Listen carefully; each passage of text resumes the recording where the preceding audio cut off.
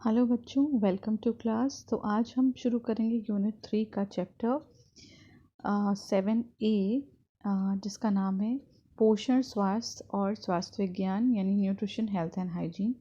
जैसा कि नाम से पता चल रहा है, हम इस चैप्टर में पढ़ेंगे पोषण के बारे में, स्वास्थ्य क्या होता है और स्वास्थ्य विज्ञान क्या है।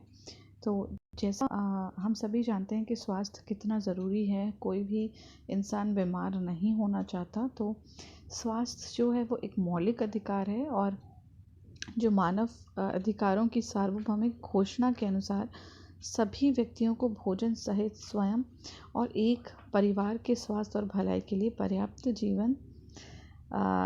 उचित जीवन स्तर पाने का अधिकार है।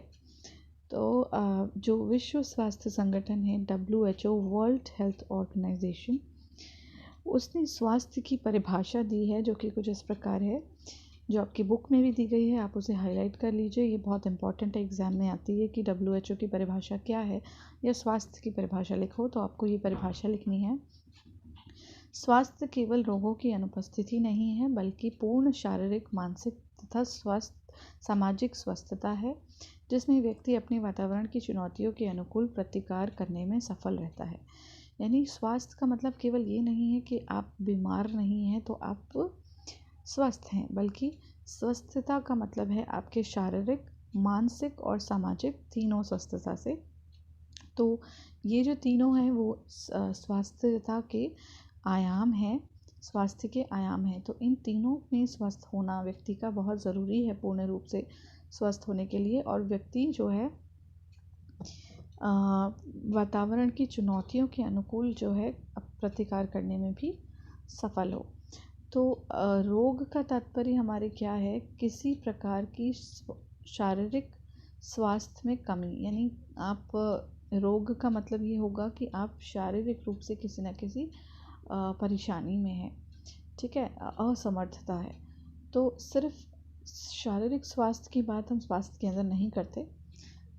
तो जो स्वास्थ्य हैं उसके क्या क्या आयाम होते हैं, यानी डायमेंशंस क्या हैं हेल्थ के, तो ये 3 प्रकार के हैं। पहला सामाजिक सामाजिक स्वास्थ्य, दूसरा है मानसिक स्वास्थ्य और तीसरा है आपका शारीरिक स्वास्थ्य। तो सामाजिक स्वास्थ्य का मतलब क्या है? सामाजिक स्वास्थ्य का तात्पर्य उस व्यक्ति की उस क्षमता से है जिसके द्वारा वो समाज में रहते हुए लोगों से अर्थपूर्ण एवं स्वस्थ संबंध स्थापित करता है। यानी अगर हम सरल शब्दों में कहें तो जो व्यक्ति समाज में स्वयं को स्थापित कर पाता है, यानी वो सामाजिक परिस्थितियों में व्यक्ति के अनुकूलन की क्षमता, यानी हम किस तरीके से एडजस्ट करते हैं अपने वातावरण में और समाज में, किस तरीके से हम सारी परेशानियों का सामना करते हैं, चुनौतियों का सामना करते हैं और अच्छी तरीके से एक स्वस्थ सामाजिक जीवन जीते हैं। तो हम ये सब जानते हैं कि हमें किसी न किसी अन्य व्यक्ति की भी आवश्यकता होती है। जब हम तनाव में हैं, कोई परेशानी में है, तो हम हमेशा चाहते हैं कि कोई दूसरा हमारी मदद करे, है ना। तो इस प्रकार से हम एक दूसरे की सहायता से जो है एक अच्छे संबंध स्थापित करने में सक्षम होते हैं। यानी सामाजिक स्वास्थ्य जो है हमारा वो एक तरीके से विकसित होता है। तो सामाजिक अगर रूप से कोई व्यक्ति स्वस्थ है तो उसके क्या क्या लक्षण होते हैं या इंडिकेटर्स हैं। सबसे पहला है सहनशीलता तथा दूसरों की मदद के लिए तत्पर रहना। दूसरा है दूसरों के प्रति अपनी जिम्मेदारियों का एहसास। तीसरा है सबसे मधुर तथा सभ्य ढंग से व्यवहार करना। और चौथा है लोगों के साथ आसानी से सामंजस्य स्थापित कर लेना। यानी जब कोई व्यक्ति पूर्ण रूप से स्वस्थ है तो वो दूसरों की मदद करता है, वो अपनी जिम्मेदारियों का उसको एहसास होता है, सबसे मधुर और सभ्य ढंग से व्यवहार करता है वह व्यक्ति, और उसके साथ ही वो आसानी से लोगों के साथ सामंजस्य स्थापित कर लेता है, यानी घुल मिल जाता है। तो एक सामाजिक रूप से स्वस्थ व्यक्ति के ये लक्षण होते हैं। उसके अलावा सामाजिक स्वास्थ्य के निर्धारक कौन कौन से होते हैं? निर्धारक मतलब अगर व्यक्ति ये जो कारक हम पढ़ेंगे, इनके आधार पर जो होता है वो सामाजिक रूप से स्वस्थ हो जाता है। तो सबसे पहला है आपका योग्यता के अनुरूप व्यवसाय एवं नौकरी। यानी अगर सामाजिक स्वास्थ्य में कोई व्यक्ति है, रोजगार उसको मिल जाता है, तो वो एक पूर्ण रूप से स्वस्थ होता है सामाजिक रूप से। वरना अगर आपने देखा है कि अगर आप योग्यता के अनुरूप व्यक्ति को नौकरी नहीं मिलती तो वो ज़्यादातर परेशान रहता है, वो एक अच्छी तरीके से समाज में लोगों के साथ संबंध स्थापित नहीं कर पाता। यानी रोजगार एक बहुत अच्छा महत्वपूर्ण निर्धारक होता है इस क्षेत्र में। दूसरा है कार्यस्थल का सुरक्षित माहौल होना बहुत ज़रूरी है, तभी आदमी व्यक्ति जो है वो दूसरे व्यक्तियों के साथ एक कुछ कहना चाहिए एक स्वस्थ संबंध स्थापित कर सकता है समाज में। यानी अगर जहाँ पे आप काम करते हैं या जहाँ पे आप पढ़ाई करते हैं वहाँ पे सब कुछ माहौल वहाँ पे अगर अच्छा नहीं है तो आप अच्छी सेफ महसूस नहीं करोगे। इसके अलावा स्वास्थ्य सेवाओं का उचित पहुँच, यानी स्वास्थ्य सेवाएं आसपास होनी चाहिए, तभी आप बिल्कुल सेफ फील करते हो कि अगर कोई परेशानी होगी तो आप जो है तुरंत वहाँ जा कर के इलाज ले सकते हो। यानी आप एक सामाजिक रूप से सेफ फील करते हो कि हाँ कोई भी परेशानी है तो आप वहाँ जा कर के अपनी जो परेशानी है उसका समाधान देख सकते हो। उसके अलावा उचित धार्मिक एवं सांस्कृतिक मान्यताएं तथा नैतिक मूल्य, यानी आप अपने अनुसार जितनी भी आपकी धार्मिक या सांस्कृतिक मान्यताएं हैं या नैतिक मूल्य हैं उनको आप बखूबी निभाते हो और बखूबी समझते हो।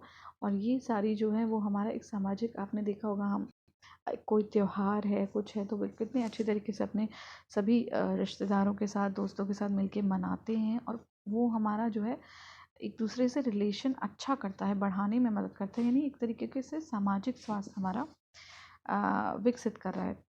उसके अलावा आता है आपका उचित सामाजिक तथा आर्थिक परिस्थितियाँ, यानी अगर सामाजिक परिस्थितियाँ अच्छी हैं, माहौल अच्छा है, आपके रिश्तेदार अच्छे हैं, रिश्ते अच्छे हैं, तो आप अपने आप ही एक सामाजिक रूप से स्वस्थ व्यक्ति बन जाते हो। और आर्थिक परिस्थितियाँ भी अच्छा होना उसके लिए ज़रूरी है। अदरवाइज़ जो है वो आपने देखा होगा कई बार लोग पैसों के लिए यानी आर्थिक समस्याओं की वजह से लड़ाई झगड़ा करते हैं, दूसरों से अपने संबंध बिगाड़ लेते हैं। तो ये एक तरीके से क्या है आपके लिए एक नेगेटिव यानी नकारात्मक असर डालता है आपके सामाजिक स्वास्थ्य में। तो ये थे सामाजिक स्वास्थ्य के निर्धारक। अब हम पढ़ेंगे दूसरा आयाम जो स्वास्थ्य का है वो है मानसिक स्वास्थ्य। तो ये तो हम सभी जानते हैं कि मेंटल हेल्थ हमारी कितनी ज़्यादा ज़रूरी है। जितना शारीरिक स्वास्थ्यता ज़रूरी है उतनी ही मानसिक स्वास्थ्यता भी ज़रूरी है। तो मानसिक स्वास्थ्य का तात्पर्य व्यक्ति की भावनात्मक और मनोवैज्ञानिक सुयोग्यता से है, जिसके कारण व्यक्ति अपने दैनिक जीवन के सामान्य स्तर के तनावों के बावजूद समाज में सुचारू रूप से कार्य करता है। यानी मानसिक स्वास्थ्य से हमारा ये मतलब है कि हम इमोशनली इतने स्ट्रॉन्ग हैं, इतने सुयोग्य हैं कि हम अगर कोई परेशानी हमारे दैनिक जीवन में है भी तो उसके बावजूद भी हम अपनी जो नॉर्मल हमारे कार्य होते हैं दैनिक जीवन के सामाजिक कार्य उनको सुचारू रूप से करते हैं। यानी उनका असर हम हमारे किसी कार्य पर या किसी और चीज़ पर नहीं होने देते। तो बच्चों जैसा कि आप जानते हो कि मानसिक रूप से अगर कोई व्यक्ति स्वस्थ नहीं है, जैसे डिप्रेस्ड कोई व्यक्ति होता है, डिप्रेशन में होता है, हमने सुना है, तो डिप्रेशन में होने का मतलब है कि वो मानसिक रूप से स्वस्थ नहीं है। हो सकता है वो शारीरिक रूप से स्वस्थ हो, उसे कोई बीमारी नहीं है, लेकिन वो मानसिक रूप से अस्वस्थ है तो उसका असर जो है वो उसके दैनिक जीवन के कार्यों पर पड़ेगा। उसका किसी काम में मन नहीं लगेगा और वो जो है किसी से भी बात नहीं करना चाहेगा। तो इसका असर हमारे स्वास्थ्य के दोनों आयामों पर भी पड़ता है। यानी हम सामाजिक रूप से भी जो है अपने आप से दूरी बना लेते हैं दूसरों से, और हम फिजिकल रूप से भी यानी शारीरिक रूप से भी अस्वस्थ हो जाते हैं। तो कौन कौन से सूचक हैं जो हमें बताते हैं कि हमारा मानसिक स्वास्थ्य जो है वो अच्छा है, यानी इंडिकेटर्स कौन कौन से हैं मेंटल हेल्थ के। सबसे पहला है समर्थ और सक्षम, यानी अगर आप समर्थ हैं और सक्षम हैं तो आप जो है वो मानसिक रूप से स्वस्थ हैं। दूसरा है दूसरों के संतोषप्रद संबंध, दूसरों से हमारे संबंध अच्छे हैं। तीसरा स्वतंत्र जीवन हम जीते हैं, तनावपूर्ण स्थितियों में हम घबराते नहीं हैं, हम जानते हैं कि किस तरीके से हमें इस स्थिति से निपटना है। अगर कोई परेशानी आ जाती है, कोई टेंशन वगैरह है तो हम उसे धीरे जो है किस तरीके से निपटना है जानते हैं, और हम जो है उसमें घबराते नहीं हैं। तो इसका मतलब हम मानसिक रूप से स्वस्थ हैं। उसके अलावा है प्रतिदिन की समस्याओं से हार ना मानना, यानी अगर रोज़ कोई ना कोई समस्या आती रहती है तो हम उसे अच्छे तरीके से निपटना जानते हैं। मानसिक या भावनात्मक तनाव का कुशलता से हम मुकाबला करते हैं अगर किसी भी प्रकार का कोई तनाव है। तो ये सारी अगर गुण किसी व्यक्ति में है तो माना जाता है कि वो एक मानसिक रूप से स्वस्थ है। यानी ये सारे सूचक हैं जो बताते हैं कि मानसिक रूप से स्वस्थ व्यक्ति कैसा है। इसके अलावा आता है आपका बच्चों शारीरिक स्वास्थ्य यानी फिजिकल हेल्थ। ये तो हम सभी जानते हैं कि शारीरिक स्वास्थ्य का क्या मतलब है, यानी हमें कोई भी बीमारी नहीं होनी चाहिए, हम हर तरीके से शारीरिक रूप से कार्य करने में सक्षम हों। तो इसका तात्पर्य है कि व्यक्ति की किसी शारीरिक क्षमताओं और योग्यताओं से जिसके कारण व्यक्ति शारीरिक रूप से चुस्त दुरुस्त रहते हुए अपने दैनिक क्रियाकलापों में बिना किसी समस्या आसानी से कर पाता है। यानी जो हम रोज़मर्रा के काम करते हैं वो उनको करने में हमें कोई परेशानी नहीं होती है। तो वो सारी क्षमताएं जो हैं वो शारीरिक स्वास्थ्य का निर्धारण करती हैं। कौन कौन से सूचक हैं, अगर आप में प्रेजेंट है तो आप पूर्ण रूप से शारीरिक स्वस्थ कहलाओगे, या फिर एक कह सकते हैं हम शारीरिक रूप से स्वस्थ अगर कोई व्यक्ति है तो उसमें क्या क्या सूचक होंगे, इंडिकेटर्स क्या हैं फिजिकल हेल्थ के। तो सबसे पहला है शारीरिक कार्य क्षमता उत्तम है, यानी हम हर काम करने में जिसमें हमारा शरीर का हर प्रत्येक अंग यूज़ हो रहा है, यानी हम शरीर अपने हाथ पैर और जितने भी अंग का यूज़ कर रहे हैं वो पूरी तरीके से उत्तम है। दूसरा, रोग प्रतिरोधक क्षमता बेहतर हो, हमारी इम्यूनिटी अच्छी है, यानी हम बीमार जल्दी जल्दी नहीं होते हैं, क्योंकि हम जानते हैं कि अगर हम बीमार होते हैं तो हम कोई काम नहीं कर पाते हैं अच्छे से, तो इसलिए रोग प्रतिरोधक क्षमता बेहतर होती है। दांत साफ चमकीले व स्वस्थ हों, यानी अगर आपने देखा हो कोई व्यक्ति बीमार है तो वो अच्छा नहीं दिखता, वो बहुत डल दिखता है, मैला कुचैला सा होता है ना। और अगर आप पूर्ण दिखने में आप पूर्ण रूप से दांत साफ हैं, चमकीले हैं, साफ हैं, तो ये जो है दिखाता है कि आप शारीरिक रूप से स्वस्थ हो। चौथा, बाल चमकदार और त्वचा कसी हुई हो, यानी कि आप ग्लो करते हैं, आप सब कुछ एकदम टिप टॉप बन के रहते हैं ना, तो उससे पता चलता है कि आप स्वस्थ हैं। और अगर आपने देखा कोई व्यक्ति बिल्कुल डल सा है, बीमार है, तो वो बिल्कुल भी देखने में अच्छा नहीं लगता, हमें देखने से पता चल जाता है कि वो शारीरिक रूप से स्वस्थ नहीं है। लास्ट आता है पर्याप्त नींद आती हो और सामान्य रूप से भूख लगती हो, ये भी एक सूचक है कि आप मानसिक रूप से स्वस्थ हैं, शारीरिक रूप से स्वस्थ हैं। उसके अलावा बच्चों ये 3 थे स्वास्थ्य के आयाम जो हमने पढ़े। अब हम पढ़ेंगे स्वास्थ्य देखरेख, यानी हम देखभाल कैसे, हेल्थ केयर क्या होती है, स्वास्थ्य देखभाल क्या होती है। तो जो स्वास्थ्य देखभाल है उसकी अगर हम परिभाषा देखें तो इसमें प्रशिक्षित और पंजीकृत व्यावसायिकों द्वारा लोगों के शारीरिक, भावनात्मक और मानसिक स्वास्थ्य, यानी जो हमने इससे पहले तीनों आयाम पढ़े, उनको स्वस्थ बनाए रखने और पुनः प्राप्त करने का प्रयास किया जाता है। यानी हेल्थ केयर क्या है, एक तरीके का ऐसे प्रयास हैं जो किए जाते हैं किसके द्वारा, प्रशिक्षित और पंजीकृत व्यावसायिकों द्वारा, यानी डॉक्टर्स नर्सेज जो प्रशिक्षित होते हैं और पंजीकृत होते हैं, तो उन व्यावसायिकों द्वारा जो हमारे स्वास्थ्य के तीनों आयाम शारीरिक, भावनात्मक और मानसिक स्वास्थ्य हैं उनको बनाए रखने के लिए और पुनः प्राप्त करने के लिए, माना अगर कोई परेशानी हो गई है तो उसको पुनः से फिर से स्वस्थ करने के लिए जो प्रयास हम करते हैं, जो वो प्रशिक्षित व्यक्ति, वो हमारा हेल्थ केयर कहलाता है। ठीक है। तो जो WHO है उसने, हम जानते हैं कि स्वास्थ्य को एक मानव अधिकार की श्रेणी में रखा है, यानी हमारा एक मौलिक अधिकार है। तो अब कौन कौन सी स्वास्थ्य सेवाएं हैं हमारे देश में जो दी जाती है, या आप कहेंगे विश्व में जो दी जाती हैं, तो वो सेवाएं होती हैं। सबसे पहले भारत में हम देखेंगे प्राथमिक सेवा, ये मुख्य रूप से जो सेवाएं होती हैं स्वास्थ्य सेवाएं वो हैं, हर देश की सरकार जो अपने नागरिकों के लिए स्वास्थ्य संबंधी सेवाएं देती है। तो हमारी सरकार यानी भारत सरकार में कौन कौन सी सेवाएं दी जाती हैं, 3 प्रकार की सेवाएं हैं, प्राथमिक स्वास्थ्य सेवाएं, माध्यमिक स्वास्थ्य सेवाएं और उच्च स्तरीय स्वास्थ्य सेवाएं। प्राथमिक सेवाएं से हमारा मतलब है जो आपके मोहल्ले के स्तर पे, यानी छोटे स्तर पे जो स्वास्थ्य सुविधाएं दी जाती हैं, जैसे आप देखते हो मोहल्ला क्लिनिक वगैरह जो दिल्ली में हैं वो आपके प्राथमिक स्वास्थ्य सेवाएं में आते हैं, और छोटे छोटे क्लिनिक्स जो आपके आसपास होंगे वो। दूसरा है माध्यमिक स्वास्थ्य सेवाएं, से मतलब है माध्यमिक स्वास्थ्य सेवाएं जो हैं वो जिला अस्पतालों को शामिल करती है, यानी कई बार कुछ विशेष रोगों में जांच के लिए कुछ दिनों के लिए अगर आपको अस्पताल में भर्ती रहना पड़ता है कुछ समय के लिए, तो जो प्राथमिक स्वास्थ्य सेवाएं होती है वहाँ पे ये सुविधा नहीं होती, तो वहाँ के जो डॉक्टर होते हैं वो रोगी को बड़े अस्पताल में जाने की सलाह देते हैं जहाँ पे विशेष डॉक्टर्स उपलब्ध हों और आपको भर्ती किया जा सके।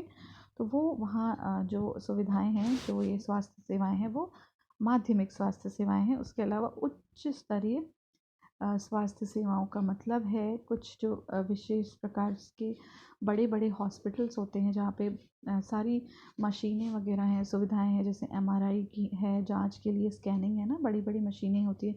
गंभीर रोगों का उपचार जहाँ पे किया जाता है और विशेषज्ञ होते हैं डॉक्टर्स जो देखभाल करते हैं, तो वो जो है उच्च स्तरीय स्वास्थ्य सेवाएं हैं। जैसे कि आप देखते हो एम्स हॉस्पिटल है और बड़े बड़े जो भी प्राइवेट हॉस्पिटल हैं वो उच्च स्तरीय सेवाएं प्रदान करते हैं। ठीक है, तो ये थे 3 स्तर की सेवाएं। इसके अलावा अब हम पढ़ेंगे स्वास्थ्य के सूचक यानी इंडिकेटर्स ऑफ हेल्थ क्या क्या हैं।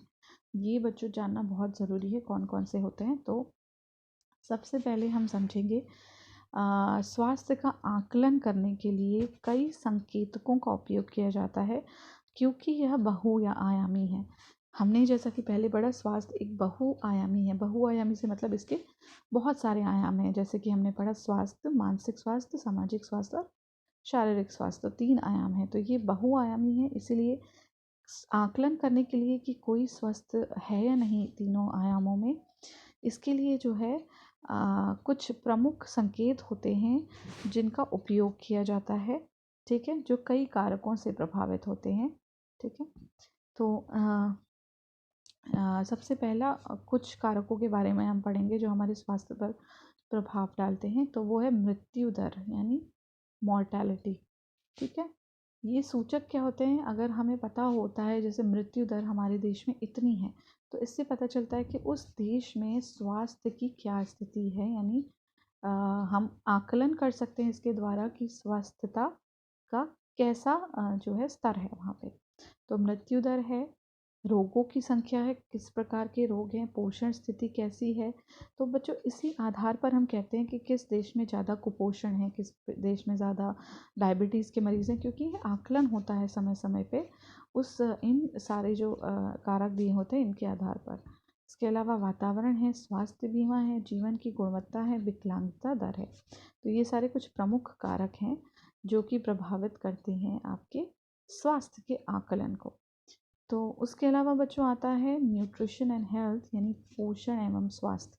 तो ये बहुत बहुत ज़्यादा ज़रूरी है, पोषण और स्वास्थ्य क्या है ये जानना। तो सबसे पहले बच्चों हम पढ़ते हैं कि पोषण क्या है।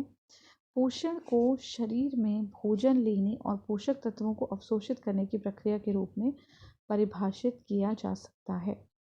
यानी जो भोजन हम खाते हैं, हम सभी जानते हैं कि भोजन में कई सारे पोषक तत्व होते हैं।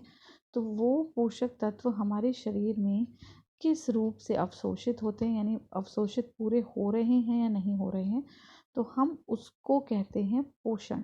ठीक है, यानी शरीर में हमने जो भोजन खाया उसके पोषक तत्वों के अवशोषण की जो प्रक्रिया है उसको हम पोषण कहते हैं।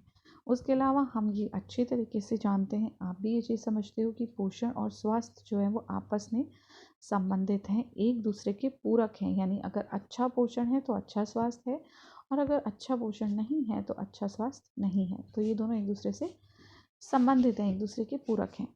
तो पोषण का प्रचार जो है वो सभी के लिए एक वैश्विक अभियान स्वास्थ्य के प्राथमिक केंद्र बिंदुओं में से एक है। यानी पोषण जो है वो बहुत ही ज़रूरी है, बहुत आवश्यक है। तो जो हमारा स्वास्थ्य है वो बेसिकली पोषक तत्वों से बनता है। ठीक है, यानी अगर हम अच्छे पोषक तत्व खाएंगे तो मतलब इसका मतलब हमारा पोषण स्तर जो है वो अच्छा होगा, है ना। तो व्यक्ति के स्वास्थ्य की वह स्थिति जो कि उसके द्वारा ग्रहण किए गए पोषक तत्वों के फलस्वरूप बनती है। यानी पोषण जो आपके पोषक तत्वों से बन रहा है उसको हम पोषण स्तर कहते हैं, न्यूट्रिशनल स्टेटस कहते हैं।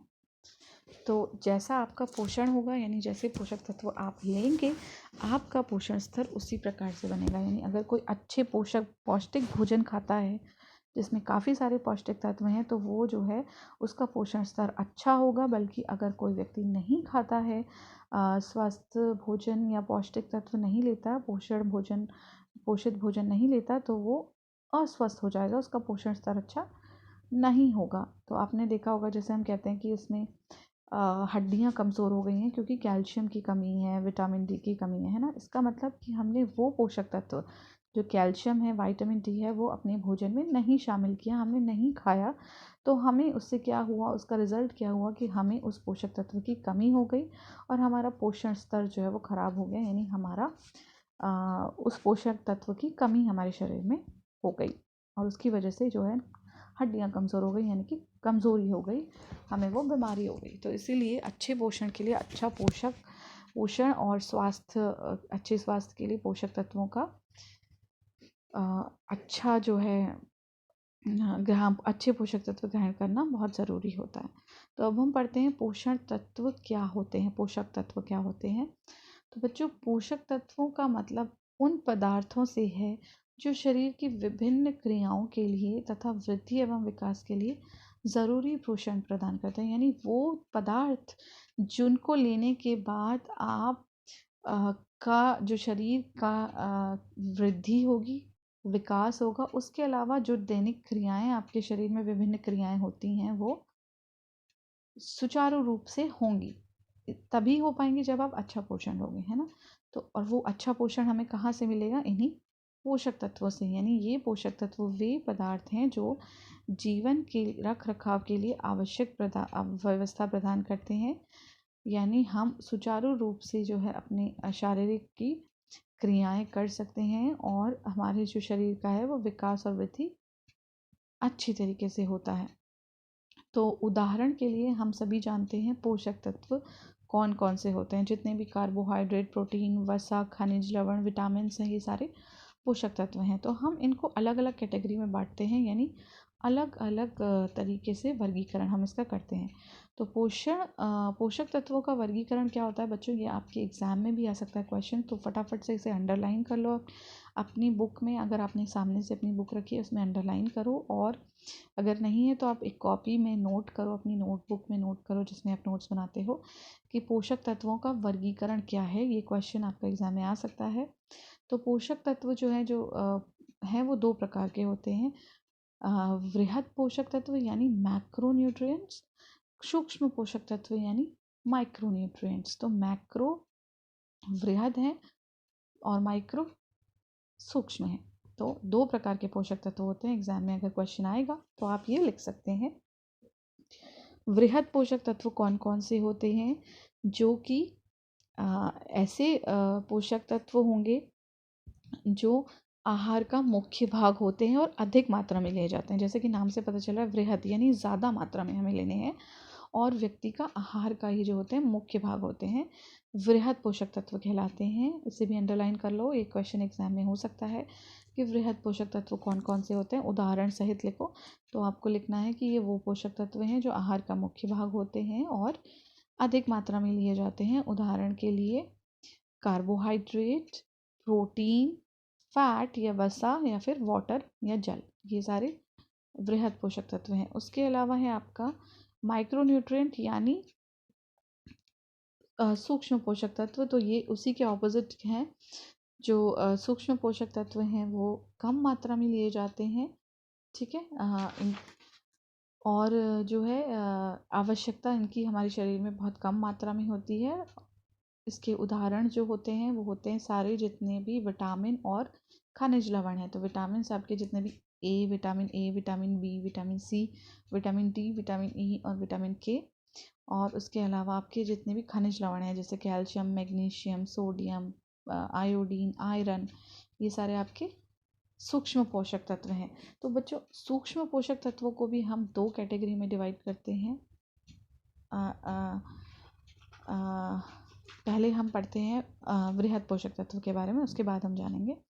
वृहद पोषक तत्वों में जो हमने पढ़ा, सबसे पहला कार्बोहाइड्रेट है। हम सभी जानते हैं कि ये शरीर को विभिन्न कार्यों के लिए ऊर्जा प्रदान करता है, और दूसरे शब्दों में कहें तो हमारे शरीर में ईंधन की तरह कार्य करता है। इसके स्रोत हम सभी जानते हैं, आलू, गाजर, चावल, गेहूँ, ये सारे जो हैं अनाज जो होते हैं वो सारे कार्बोहाइड्रेट का स्रोत होते हैं। उसके अलावा प्रोटीन, हम जानते हैं प्रोटीन जो है वो हमारे शरीर में ऊतकों के निर्माण और टूट फूट की मरम्मत करता है ना। उसके अलावा हमारे शरीर में कई अमीनो अम्ल बनाता है, है ना। प्रोटीन बहुत सारी जो इनका मेन काम है वो होता है हमारे शरीर में टूट फूट की मरम्मत करना। तो इसके जो उदाहरण होते हैं वो अंडा, दूध से बनी हुई वस्तुएं, दूध, है ना, और उसके अलावा सोयाबीन, कई प्रकार की जो दालें होती हैं, दलहन दालें, वो भी जो होते हैं प्रोटीन का बहुत अच्छा स्रोत होती हैं। उसके अलावा आता है वसा। वसा हम सभी जानते हैं ऑयल या फैट जो हमें कहाँ से मिलता है, मक्खन, घी, मलाई, है ना, मछ तेल जो अलग अलग प्रकार के होते हैं उनसे मिलता है। तो वसा जो है वो हमारे शरीर में क्या करता है, आ, हमें एक तो ऊर्जा का बहुत अच्छा स्रोत है, ऊर्जा प्रदान करता है। दूसरा, हमारे शरीर में कुछ ऐसे विटामिन होते हैं जो वसा में घुलित होते हैं, वसा में ही घुलते हैं, तो उनसे हमारे शरीर को ये उनकी कमी नहीं होने देता।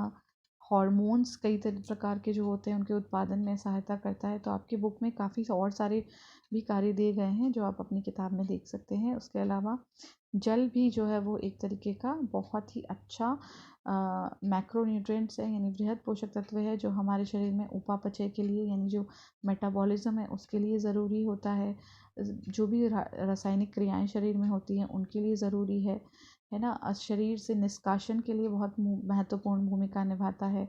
आप देखते हो जो हम टॉयलेट जाते हैं वो क्या है, बेसिकली जो हम पानी पीते हैं वो सारे हमारे शरीर के जितने भी टॉक्सिन्स होते हैं उनको निकालने में महत्वपूर्ण भूमिका निभाता है। तो निष्कासन में इसका बहुत महत्वपूर्ण भूमिका है। उसके अलावा बच्चों जो माइक्रो न्यूट्रिएंट्स हैं उनमें सबसे पहले जो बहुत सूक्ष्म खनिज लवण जो होते हैं वो होते हैं आपके कैल्शियम। कैल्शियम हमें पता है कि हमें क्या करता है, मजबूती देता है हमारी हड्डियों को, हड्डियों के निर्माण, दांतों के निर्माण में। और इसके अलावा कैल्शियम जो है वो थक्का, रक्त का थक्का जमाने में भी हेल्प करता है हमारे शरीर में। दूसरा है मैग्नीशियम, ये भी हड्डियों के लिए ज़रूरी है। फास्फोरस भी हड्डियों के लिए ज़रूरी है। Sodium, potassium, iron, iodine. Iron हम सभी जानते हैं कितना ज़रूरी है हमारे खून के लिए, है ना, हमारा खून बनता है इससे, हीमोग्लोबिन बनता है। उसके अलावा जो है हरी सब्जियों में बहुत अच्छी मात्रा में पाया जाता है। कैल्शियम दूध में पाया जाता है। ये सारे आप अपनी किताब से देख के पढ़ सकते हैं कि कौन कौन से इनके सबके स्रोत हैं। उसके अलावा है बच्चों आयोडीन। ये एक आयोडीन हमारे शरीर में, हमें पता है, थायराइड हार्मोन बनाने के लिए बहुत ज़रूरी है। उसके अलावा बच्चों विटामिन जो हम जानते हैं, हमने विटामिन, आपने सुना होगा कई प्रकार के विटामिन होते हैं, पहले क्लासेस में भी आपने पढ़ा होगा। विटामिन जो होते हैं वो दो प्रकार के होते हैं, एक होते हैं जो वसा में घुलित होते हैं, एक जो जल में घुलनशील होते हैं। तो जो जल में घुलनशील होते हैं, आप देख सकते हो यहाँ पर लिखा हुआ है वाटर सॉल्युबल, यानी जल में घुलनशील, वो जो होते हैं दो प्रकार के होते हैं। विटामिन बी कॉम्प्लेक्स, यानी इसके अंदर भी बहुत सारे बी विटामिन आते हैं, और दूसरा विटामिन सी। ये दोनों जो है ये जल में घुलनशील है। उसके अलावा आते हैं आपके वसा में घुलनशील। तो वसा में घुलनशील से हमारा मतलब है ये वाले जो विटामिन है, vitamin A, vitamin D, vitamin E, vitamin के, यानी ये चार विटामिन जो है ए, डी, ई, के, ये वसा में घुलनशील होते हैं, यानी फैट जो आप खाते हो वसा उसमें घुलते हैं। तो इसीलिए कहते हैं बच्चों कि फैट जो है वो ज़रूरी है, वसा ज़रूरी है हमारे शरीर के लिए, ताकि ये विटामिन हमारे शरीर को मिल सके, इनकी कमी ना हो। तो बच्चों इनके जो कार्य हैं और स्रोत हैं ये आप किताब से पढ़ सकते हो, कौन से विटामिन हमें कौन से स्रोत से मिलते हैं। उसके अलावा अब हम आगे बढ़ते हैं और पढ़ते हैं पोषक तत्वों की आवश्यकता को प्रभावित करने वाले कौन कौन से कारक हैं। यानी हमारे को हम जानते हैं कि सभी व्यक्ति की एज, उम्र अलग अलग है ना, तो सबकी पोषक तत्वों की जो आवश्यकता होती है वो भी अलग अलग होती है। कौन कौन से ऐसे कारक हैं जो प्रभावित करते हैं कि हमको कौन कौन से पोषक तत्व किस मात्रा में लेनी चाहिए। सबसे पहला आता है आयु। आयु मतलब बच्चों कि हर आयु की अपनी अपनी आवश्यकता होती है पोषक तत्वों की। यानी एक बच्चा जो है उसकी आवश्यकता अलग हो सकती है जो है प्रोटीन की, और हमारी यानी आपकी उम्र में अगर हम देखें तो आवश्यकता आपकी अलग है प्रोटीन की, और एक जो वयस्क व्यक्ति है उसकी आवश्यकता प्रोटीन की अलग होती है। यानी इन पोषक तत्वों की आवश्यकता जो है वो आयु के अनुसार अलग अलग होती है। तो इसीलिए आयु एक प्रभावित करने वाला कारक है पोषक तत्वों की आवश्यकता को। दूसरा है लिंग, यानी आपने देखा होगा जो मेल है यानी जो नर हैं उनको ज़्यादा जो है आदमियों को ज़्यादा आवश्यकता होती है पोषक तत्वों की एज़ कम्पेयर टू फीमेल, यानी औरतों की अपेक्षा आदमियों में जो है ज़्यादा उनको पोषक तत्व की आवश्यकता होती है। इसका भी ये कारण होता है कि उनका जो है जो बॉडी, जो उनके शारीरिक जो निर्माण है वो बिल्कुल अलग तरीके से है एज़ कम्पेयर टू वुमेन, यानी औरतों के अपेक्षा में। उसके अलावा शारीरिक दशा से हमारा मतलब है कि शारीरिक दशा भी जो होती है वो अलग अलग हो सकती है कई स्टेजेस में। जैसे आप देखते हो कि कोई प्रेग्नेंट लेडी है और या फिर कोई दूध पिलाने वाली महिला है, लैक्टेटिंग वुमेन है ना, धात्री महिलाएं, और या फिर कोई रोग है, यानी किसी पोषक तत्व की कमी है, तो ऐसी स्थिति में भी जो है आवश्यकता पोषक तत्वों की बढ़ जाती है। यानी एक नॉर्मल जो औरत है उसकी पोषक तत्वों की जो आवश्यकता है वो एक प्रेग्नेंट लेडी से कम होगी। यानी जब प्रेग्नेंट होती है लेडी तो आपने देखा होगा कि आयरन और कैल्शियम की गोलियां उसको दी जाती है, क्योंकि इस समय में एक बच्चा जो होता है उसकी भी आवश्यकता होती है पोषक तत्वों की। तो उसके लिए जो है उस जो महिला है उसकी आयरन और कैल्शियम की रिक्वायरमेंट या आवश्यकता बढ़ जाती है। तो कुछ पोषक तत्वों की आवश्यकता इस स्थिति में, यानी इस शारीरिक दशा में ज़्यादा होती है। उसके अलावा शारीरिक क्रियाकलाप का स्तर, यानी कैसा क्रियाकलाप है, उस पर भी डिपेंड करता है कि हमारी पोषक तत्वों की आवश्यकता क्या होगी। इसका एग्जाम्पल ये है कि जैसे बच्चों आप देखते हो कुछ मजदूर हैं जो खेतों में काम कर, फॉर एग्जाम्पल कुछ मजदूर हैं या कुछ ऐसे किसान हैं जो खेतों में काम करते हैं, और उसके अलावा हम हैं जो कोई काम नहीं करते या घर में बैठे रहते हैं, या फिर बहुत कम काम है, हम इतना ज़्यादा मेहनत वाला काम नहीं करते, है ना। तो दोनों की पोषक तत्वों की आवश्यकता अलग अलग होगी, क्योंकि जो व्यक्ति ज़्यादा क्रियाकलाप करता है उसकी आवश्यकता ज़्यादा होगी, और जो व्यक्ति कम क्रियाकलाप करता है उसको जो है पोषक तत्वों की आवश्यकता कम होगी। तो इसीलिए अगर हम कहें, इनको हम अलग अलग श्रेणी में रखते हैं, यानी कम क्रियाकलाप करने वाले, माध्यम क्रियाकलाप करने वाले, और जो बहुत हैवी यानी ज़्यादा क्रियाकलाप करते हैं वो वाले व्यक्ति। तो तीनों का जो है अपना अपना पोषक तत्वों की आवश्यकता अलग अलग होती है, उसके अनुसार कि वो कैसा क्रियाकलाप करते हैं। उसके अलावा बच्चों, ये आप किताब में अच्छी तरीके से पढ़ सकते हो इन कारकों के बारे में, ठीक है। तो उसके अलावा बच्चों हम आगे पढ़ेंगे कि अच्छे benefits of good nutritional status क्या है, यानी अगर अच्छा पोषक स्तर है तो उसका असर क्या पड़ता है शिक्षा पर, है ना। यानी अगर कोई बच्चा अच्छा उसका पोषण स्तर है, वो सब कुछ खाता पीता है, तो उसका उसकी शिक्षा पर क्या असर पड़ता है। तो सबसे पहला बच्चों वो है मस्तिष्क के विकास पर सकारात्मक प्रभाव। यानी अगर बच्चा पूर्ण रूप से पोषित है, अच्छा भोजन उसे मिल रहा है, अच्छे पोषक तत्व मिल रहे हैं, तो उसका असर मस्तिष्क पर बहुत अच्छा होता है और मस्तिष्क का विकास जो है वो अच्छा होता है।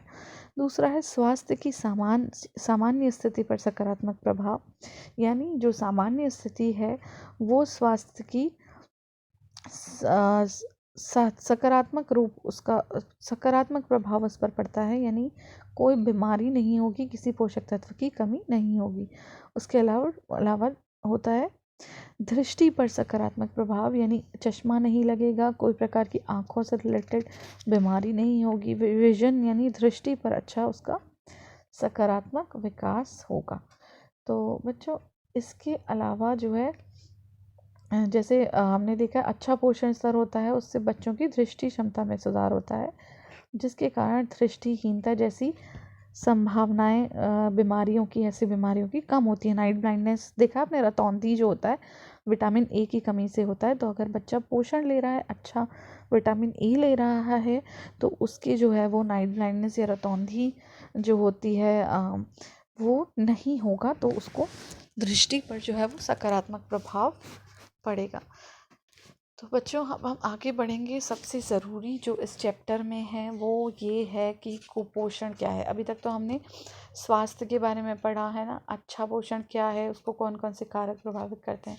बच्चों अब हम पढ़ेंगे कुपोषण क्या है। यानी अगर कोई व्यक्ति अच्छा पोषक तत्व नहीं ग्रहण करता, अच्छा भोजन नहीं लेता, तो उसका पोषण स्तर जो है वो गिर जाता है और उसी की वजह से जो होता है कुपोषण हो जाता है ना। तो कुपोषण क्या है, सबसे पहले ये जानना बहुत ज़रूरी है। आपने शब्द सुना होगा मैल न्यूट्रिशन क्या है। तो कुपोषण की जो परिभाषा है वो ये है,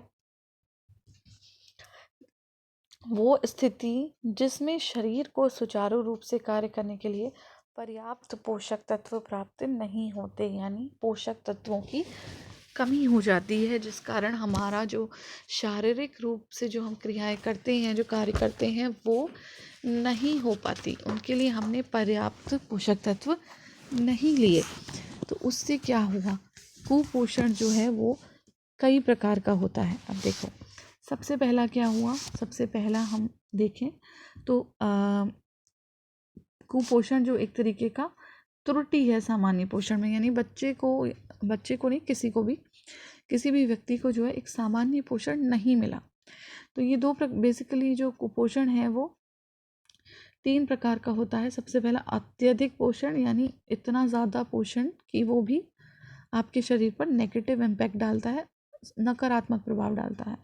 दूसरा है अपर्याप्त पोषण, यानी कि भोजन की कमी है ना। और तीसरा है असंतुलित पोषण, यानी कि संतुलन नहीं है जो भी आप पोषक तत्व ले रहे हो उनमें।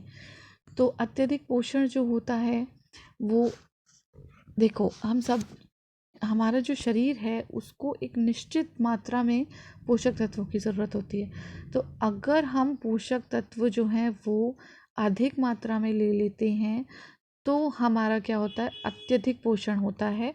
तो इसको अगर हम सरल भाषा में कहें तो हम मोटापा कह सकते हैं, यानी हमने इतना आहार खाया, ज़्यादा भोजन खा लिया कि हम लोग जो है मोटे हो गए, तो ये कहलाएगा अत्यधिक पोषण। ठीक है, वो भी खराब होता है, वो भी एक तरीके का कुपोषण है। दूसरा है आपका अपर्याप्त पोषण, यानी हमने निश्चित मात्रा में से जो पोषक तत्व हमारे शरीर को ज़रूरी है निश्चित मात्रा में, उससे कम पोषक तत्व लिए या उससे कम भोजन ग्रहण किया, जिसके परिणाम स्वरूप व्यक्ति की वृद्धि और विकास रुक गया और उसको कई रोग उत्पन्न हो गए। तो ये जो है वो अपर्याप्त पोषण हो गया। तीसरा आता है असंतुलित पोषण, यानी हमने पोषक तत्वों की मात्रा जो ली वो असंतुलित थी। ऐसे में व्यक्ति को क्या होगा, पर्याप्त पोषण नहीं मिल पाएगा और जो है वो असंतुलित पोषण कहलाएगा। यानी हमने कोई एक या एक से अधिक पोषक तत्वों की या फिर कमी हो गई एक से अधिक पोषक तत्वों की। ठीक है, तो ये भी जो होती है वो शरीर के लिए हानिकारक होती है। तो ये 3 प्रकार के कुपोषण थे। ये बच्चों आई एम टेलिंग यू, मैं आपको बता रही हूँ कि ये जो है वो बहुत ही इम्पोर्टेंट स्लाइड है। इसको अपनी बुक में अंडरलाइन कर लो। ये क्वेश्चन एग्जाम में ज़रूर आता है कि कुपोषण क्या है और वो कितने प्रकार का होता है। तो आपको कुपोषण की परिभाषा लिखनी है, ये शॉर्ट आंसर आ सकता है या तो उसमें आपको ये लिखना है कुपोषण की परिभाषा, उसके साथ ही साथ उसके प्रकार, कुपोषण के प्रकार कौन कौन से हैं। तो उसके अलावा अब हम आगे बढ़ते हैं और पढ़ते हैं कि पोषणात्मक स्वास्थ्यता को प्रभावित करने वाले कारक कौन कौन से हैं। यानी जो विश्व स्वास्थ्य संगठन है बच्चों, WHO, उसने 4 कारक दिए हैं जो पोषण संबंधी कल्याण के लिए बहुत बहुत ज़्यादा ज़रूरी हैं। तो वो है सबसे पहला खाद्य एवं पोषण सुरक्षा, यानी सभी को अच्छे तरीके से भोजन और जो भी खाद्य पदार्थ हैं वो पोषण खाद्य पदार्थ जो है वो पूर्ण रूप से मिले। यानी प्रत्येक जो देश की सरकार है उसका ये कर्तव्य होता है कि वो अपने नागरिकों को खाद्य सुरक्षा प्रदान करे, यानी हर व्यक्ति को इतना पर्याप्त भोजन प्रोवाइड करे, दे उनको कि वो एक अच्छा जीवन यापन व्यतीत कर सकें। ठीक है, यानी सुरक्षा दे सकें भोजन। ठीक है, उसके अलावा है सबसे के लिए उत्तम स्वास्थ्य। सबके लिए उत्तम स्वास्थ्य से मतलब है कि किसी भी प्रकार का कोई संक्रामित रोग ना हो। ठीक है, उसके अलावा ये ज़रूरी होता है कि हर नागरिक को उचित स्वास्थ्य सेवाएं प्रदान की जाएं, जैसे कि कुछ संक्रामक रोग हैं जिनसे बच्चों की मृत्यु हो जाती है, तो उनके लिए आपने देखा होगा सरकार जो है विभिन्न प्रकार के कार्यक्रम चलाती है ना उत्तम स्वास्थ्य के लिए। तो यानी स्वस्थ सबके लिए उत्तम स्वास्थ्य जो है वो ज़रूरी है। तीसरा है कमज़ोर वर्ग की देखरेख। कमज़ोर वर्ग की देखरेख मतलब बच्चों कुछ ऐसे वर्ग हैं जिनको स्पेशल देखरेख की ज़रूरत होती है, जैसे छोटे बच्चे हैं। छोटे बच्चों को आपने देखा होगा कई प्रकार का टीकाकरण होता है, पोलियो का, टीबी का, है ना, और भी काफ़ी सारी जो बीमारियां हैं उनका टीकाकरण होता है। तो ये एक विशेष वर्ग है, कमज़ोर वर्ग है, जिनको ज़्यादा बीमारियां होने के चांसेस होते हैं, यानी ज़्यादा रोग उनकी, क्योंकि इम्यूनिटी बहुत कम है, उनकी रोग प्रतिरोधक क्षमता बहुत कम है। उसके साथ ही साथ जो बूढ़े लोग हैं उनको भी जो है वो भी जो है कमज़ोर वर्ग होते हैं, यानी उनको भी बीमारी समस्याएं जो है गंभीर समस्याएं हो सकती हैं, तो इसलिए उनको भी देखभाल करना चाहिए। तो कमज़ोर वर्ग की देखरेख। और लास्ट आता है स्वच्छ वातावरण यानी सेफ़ एनवायरनमेंट। यानी आपने देखा है कि जो नाली सड़कें हैं और सार्वजनिक स्थल हैं वहाँ पे साफ़ सफाई और स्वच्छता होना बहुत ज़रूरी है। आपने देखा होगा स्कूल में या आप कहीं जाते हो हर जगह कितनी साफ़ सफाई होती है। तो ये साफ़ सफाई जो होती है वो एक होना बहुत ज़रूरी है, ताकि कोई जानलेवा बीमारी से बचाव हो सके। और स्वच्छता से ही स्वास्थ्य संभव है, यानी अगर साफ़ सफाई नहीं होगी तो बहुत सारी बीमारियां ऑलरेडी हो जाती हैं। तो जैसे कि आप आजकल के समय में देख रहे हो कोरोना है, तो अगर आप हाथ नहीं धोओगे और या फिर सैनिटाइज़र नहीं लगाओगे, साफ़ सफाई का ध्यान नहीं रखोगे, तो ये जो जो वायरस है वो बीमारी जो है वो फैला रहा है किस तरीके से। तो अगर आप स्वास्थ्य का साफ़ सफाई का ध्यान नहीं रखोगे तो ये होने के चांसेस बहुत ज़्यादा होंगे। तो स्वच्छ वातावरण ही एक कारण है कि आप जो है बार बार हाथ धो करके और साफ़ सफाई रख के जो है इससे बच सकते हो। तो यानी स्वच्छ वातावरण ही जो है वो ज़रूरी है अच्छे स्वास्थ्य के लिए। तो ये चारों जो कारक थे, ये कारक जो हैं वो पोषण संबंधी कल्याण के लिए ज़रूरी हैं, यानी ये चारों होंगे तभी जो है वो पोषण संबंधी कोई समस्या नहीं होगी। उसके अलावा आता है पोषण संबंधी समस्याएं अगर हैं तो उनका क्या दुष्प्रभाव शरीर पर पड़ सकता है। तो सबसे पहले भारत में ही जो है कई प्रकार की पोषण संबंधी समस्याएं हैं। वो कौन कौन सी हैं? सबसे पहली है अल्प पोषण। हमारे देश में आपने देखा है कई ऐसे बच्चे आज भी हैं जो बहुत कुपोषित हैं, यानी उनमें अल्प पोषण है ना। हमने कुपोषण के प्रकार पढ़े थे, एक था अत्यधिक पोषण, दूसरा था अपर्याप्त पोषण। यानी जो अपर्याप्त पोषण है उसको हम अल्प पोषण भी कहते हैं, अंडर न्यूट्रिशन उसकी वजह से हो जाता है। तो अल्प पोषण का मतलब क्या है कि जितना ज़रूरी है पोषण हमें उससे कम पोषण मिला, यानी हमने जो है पोषक तत्व कमी हो गई हमारे शरीर में, हमें वो उचित मात्रा में नहीं मिले। तो अल्प पोषण की वजह से क्या होता है, बच्चा कुपोषित हो जाता है। दूसरा होता है अत्यधिक पोषण। भारत में हम जानते हैं कि मोटापा भी कितना ज़्यादा है, तो अत्यधिक पोषण जो है वो भी एक कुपोषण का प्रकार है। तो ये दोनों पोषण संबंधी समस्याएं जो है हमारे भारतवर्ष में अभी भी मौजूद हैं। ठीक है, तो उदाहरण है अल्प पोषण का मोटापा और अत्यधिक पोषण का, सॉरी बच्चों, अत्यधिक पोषण का जो उदाहरण है वो है मोटापा, और अल्प पोषण का जो उदाहरण है वो है आपका, हम आगे पढ़ेंगे, जो कुपोषण जो अल्प पोषण की बीमारियां होती हैं उसके बारे में। तो सबसे पहले हम पढ़ते हैं अल्प पोषण के बारे में, यानी अंडर न्यूट्रिशन क्या होता है।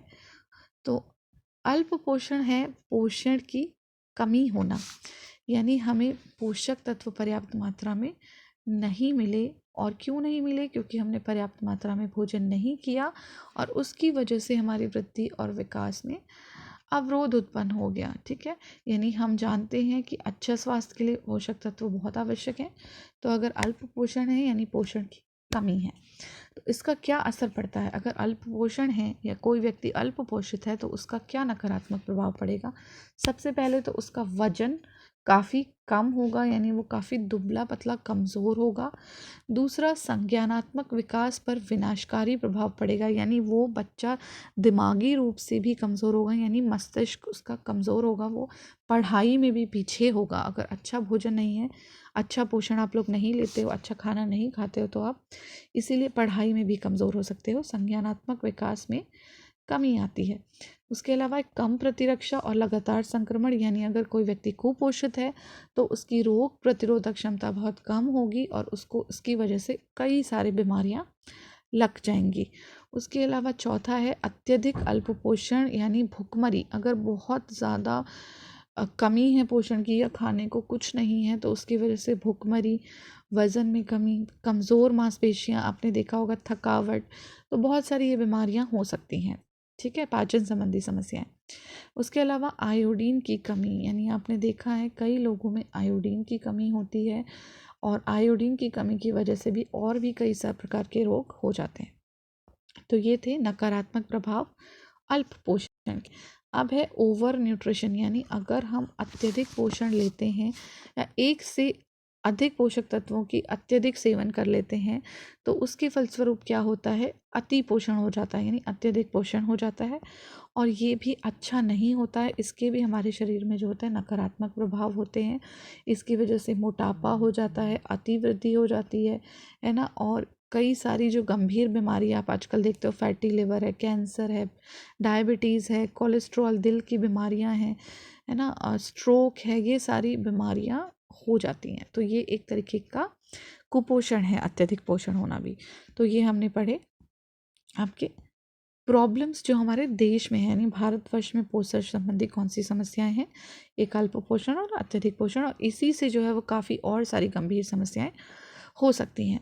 तो अब हम पढ़ेंगे कि पोषण तथा संक्रमण क्या है, यानी अगर पोषण है तो उससे क्या और इन्फेक्शन हो सकता है। तो देखो, अगर अच्छा पोषण है, ठीक है, तो अच्छा पोषण और अच्छे स्वास्थ्य के लिए केवल पर्याप्त मात्रा में भोजन ग्रहण करना ही काफ़ी नहीं होता है। उसके लिए हमारा एनवायरनमेंट यानी वातावरण भी अच्छा होना चाहिए। पोषण स्तर की कमी के कारण व्यक्ति, विशेषकर वह बच्चे और वृद्धजन जो कुपोषण से ग्रस्त हों, अन्य संक्रामक बीमारियों का शिकार हो सकते हैं और छोटे बच्चों को प्रोटीन से अधिकतर क्वाशियोरकर और सूखा रोग होने की संभावना ज़्यादा होती है। तो बच्चों, हम सभी जानते हैं अगर आप उचित पोषण ले रहे हो लेकिन आप एक गंदगी वाले एनवायरनमेंट में रहते हो, साफ सफाई या स्वच्छता नहीं है आसपास, तो उसकी वजह से भी आपको कोई ना कोई बीमारी हो सकती है, संक्रमण हो सकता है, यानी इन्फेक्शन हो सकता है। जैसे आपने देखा होगा फूड पॉइजनिंग हो जाती है ना, खाने से जो है संक्रमित बीमारी हो जाती है, जिसको हम खाद्य जनित रोग भी कहते हैं। फूड पॉइजनिंग या फूड इन्फेक्शन हो जाता है हमारे पेट में, जबकि हम सब कुछ अच्छा खाते पीते हैं, लेकिन फिर भी अगर हम साफ़ सफाई वाले माहौल में नहीं रहते, हाइजीन नहीं है, स्वच्छता नहीं है हमारे वातावरण में, हम अच्छे तरीके से खाना धोते नहीं, पकाते नहीं, है ना, गंदगी में रहते हैं, उनको अच्छी तरीके से नहीं रखते, तो उचित पोषण के बावजूद भी हमें कोई ना कोई संक्रमण या फिर इन्फेक्शन हो सकता है।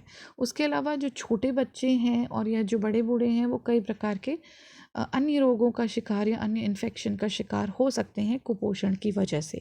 उसके अलावा जो छोटे बच्चे हैं, अगर उनमें बच्चों को प्रोटीन की कमी हो जाती है तो उनमें सूखा रोग हो जाता है, जिसके बारे में हम आगे पढ़ेंगे कि वो क्या होता है।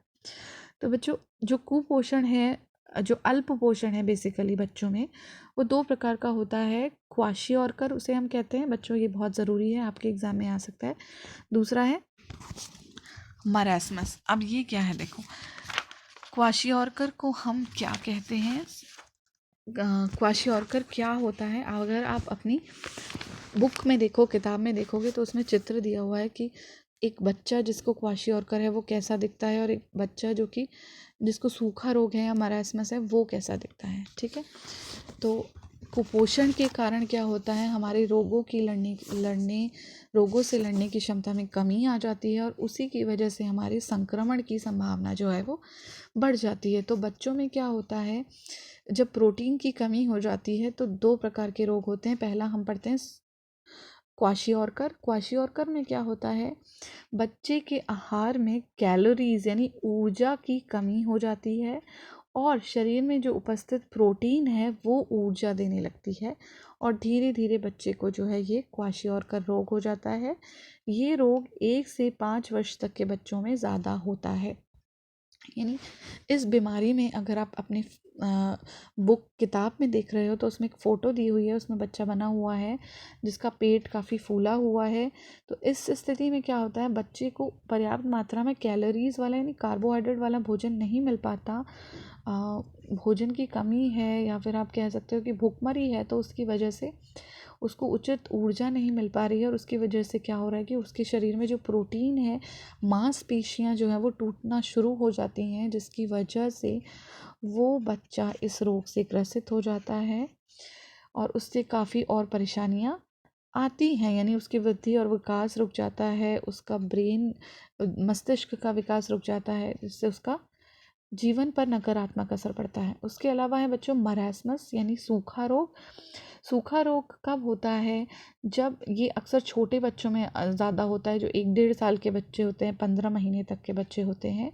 इसका मुख्य कारण क्या होता है कि जब आपने देखा होगा बहुत जल्दी जो जिन माताओं के बच्चे हो जाते हैं, यानी एक छोटा बच्चा 1 साल का है या 1.5 साल का है और फिर अचानक से दूसरा बच्चा हो जाता है, तो माँ क्या करती है, वो दूसरे बच्चे पे ज़्यादा ध्यान देती है और पहले बच्चा जो 1-1.5 साल का है उसको जो है वो दूध पिलाना छोड़ देती है। तो उसकी वजह से जो है उसे पर्याप्त मात्रा में प्रोटीन या और पौष्टिक तत्व नहीं मिल पाते, जिसकी वजह से उसको ये सूखा रोग हो जाता है।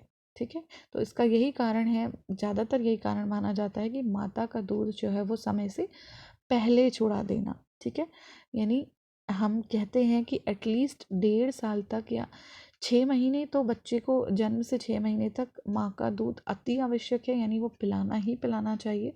और उसके अलावा भी बच्चे को खाने के साथ साथ जब वो खाना खाने वाला हो जाता है तो उसके साथ साथ भी माँ का दूध देना चाहिए, कम से कम 1.5 साल तक। तो अगर ये दूध पहले छुड़ा दिया जाता है 6 महीने से पहले, 1 साल से पहले, तो बच्चा जो है वो उसको प्रॉपर भोजन या पौष्टिक तत्व जो है उसको अच्छे तरीके से नहीं मिल पाते और वो सूखा रोग से ग्रसित हो जाता है। तो इनका क्या प्रभाव पड़ता है, देखो बच्चों, इफ़ेक्ट ऑफ मैल न्यूट्रिशन जो हमने क्वाशियोरकर और सूखा रोग पड़ा, उसका क्या प्रभाव पड़ता है, उत्पादकता में कमी आ जाती है, यानी कि वो अब उसका विकास रुक जाता है। दूसरा, रोग प्रतिरोधक क्षमता में कमी आ जाती है, बच्चे को कई प्रकार के और रोग, इन्फेक्शन जैसे डायरिया है ना, हैजा है, अन्य प्रकार के पाचन संबंधी रोग लग सकते हैं। उसके अलावा आपका संज्ञानात्मक विकास पर काफ़ी नकारात्मक प्रभाव पड़ता है। संज्ञानात्मक विकास से मतलब जो उनकी सोचने समझने की शक्ति है, याद रखने की शक्ति है ना, प्रदर्शन जो है उनका, उसमें कमी आ जाती है। उसके अलावा जो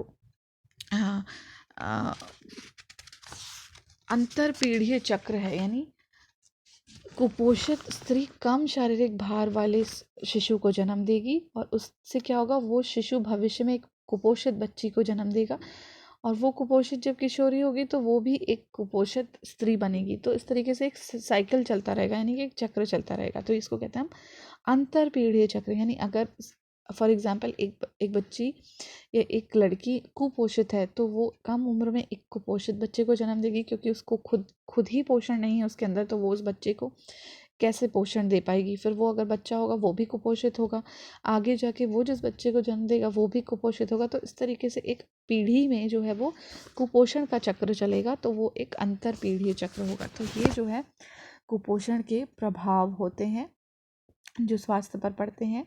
उसके अलावा बच्चों, अब हम लास्ट में पढ़ेंगे कि स्वास्थ्य विज्ञान और स्वच्छता क्या है।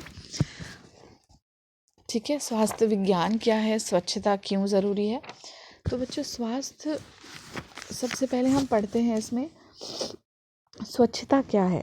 ठीक है, तो स्वच्छता का तात्पर्य उन सभी स्थितियों एवं क्रियाकलापों से है जिनका उद्देश्य सफाई के माध्यम से विभिन्न प्रकार की बीमारियों से बचना तथा उचित स्वास्थ्य बनाए रखने के लिए होता है।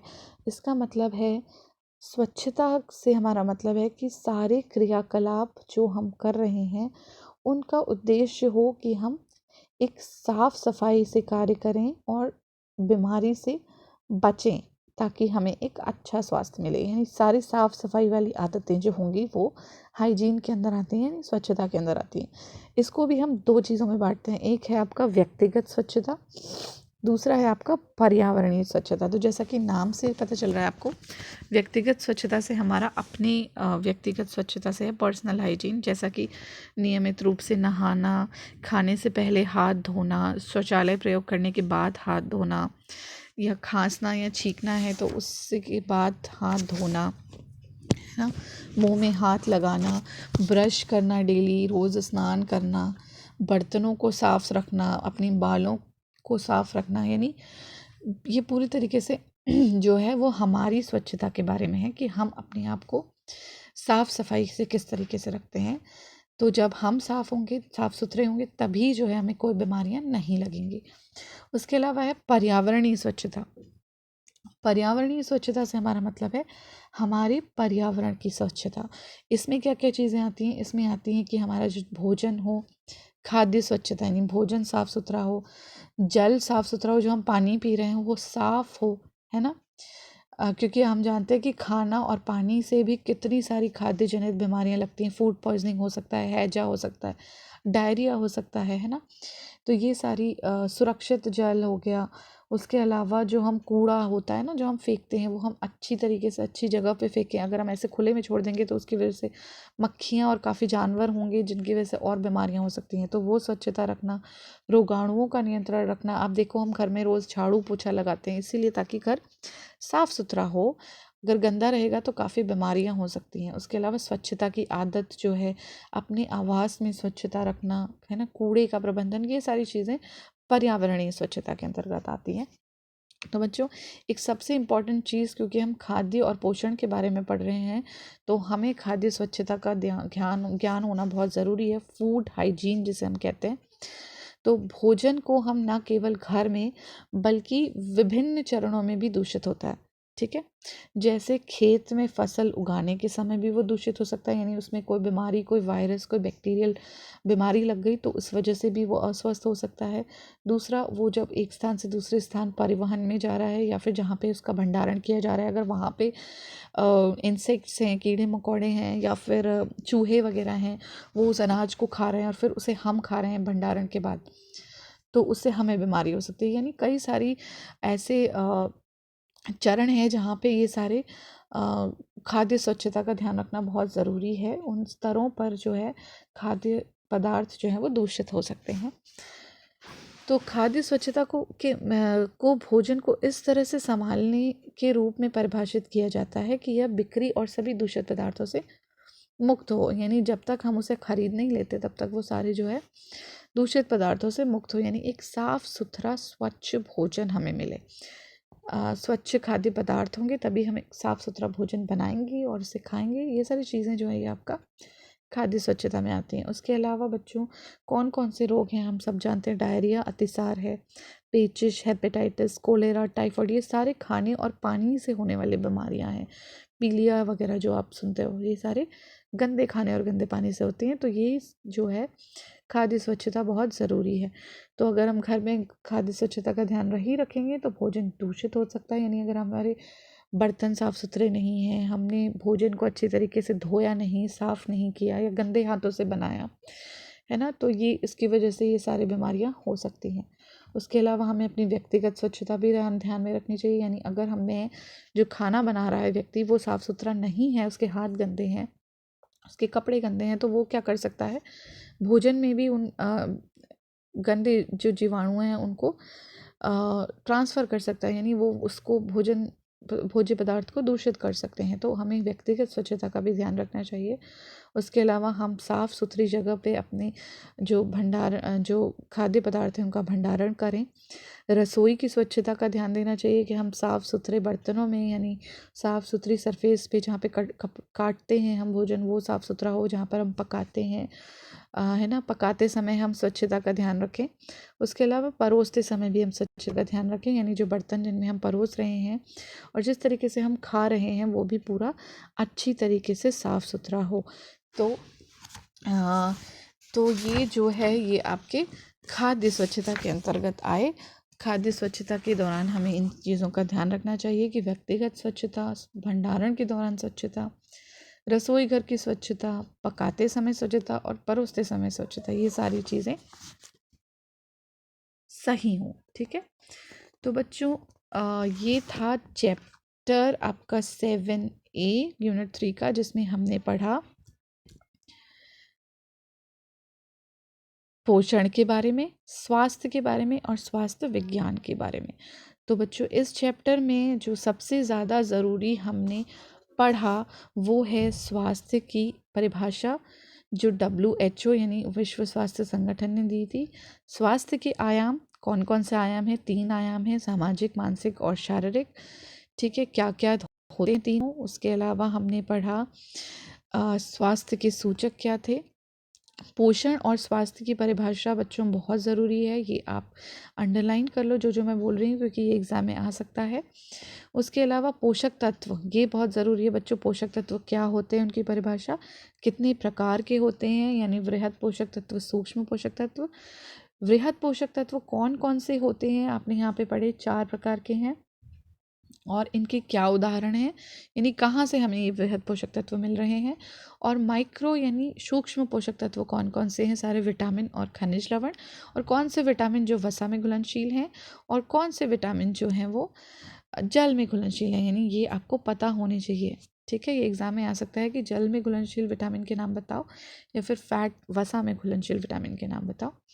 उसके अलावा कौन कौन से कारक जो है वो पोषक तत्वों की आवश्यकता को प्रभावित करते हैं, आपको पता होना चाहिए। कुपोषण की परिभाषा, कुपोषण क्या है और कितने प्रकार का होता है, ये भी बहुत ज़्यादा ज़रूरी है। ठीक है, उसके अलावा है बच्चों जो हमने पढ़ा अल्प पोषण क्या है और अति पोषण, अत्यधिक पोषण क्या है। उसके अलावा कौन कौन सी बीमारियां हैं जो अल्प पोषण से होती हैं, हमने पढ़ा अल्प पोषण से होती हैं क्वाशियोरकर और मरासमस, यानी क्वाशियोरकर और सूखा रोग। ये किन आयु के व्यक्तियों में होता है और किसकी कमी से होता है, ये आपको पता होना चाहिए। ये भी आपके लिए, ये भी बहुत इंपॉर्टेंट स्लाइड है बच्चों, ये वाली, ये भी आप टिक कर लो और पढ़ लेना और अपनी बुक में अंडरलाइन कर लेना। उसके अलावा कुपोषण के प्रभाव भी ज़रूरी हैं, और खाद्य स्वच्छता क्या है, क्यों ज़रूरी है खाद्य स्वच्छता, और कहाँ कहाँ पे हमें ध्यान रखना चाहिए खाद्य स्वच्छता का। तो बच्चों इसी के साथ ये चैप्टर ख़त्म होता है। Stay safe, stay healthy, stay positive. Thank you बच्चों, अब हम मिलते हैं अपने अगले चैप्टर में। अगर आपको कोई चीज़ समझ नहीं आई है तो आप कमेंट बॉक्स में लिख सकते हो, मैं आपको दूसरी वीडियो बना के भी समझा दूँगी शॉर्ट में। और उसके अलावा अगर आपको समझ में आया है तो भी आप लिख सकते हो। ओके बच्चों, all the best, bye bye, take care.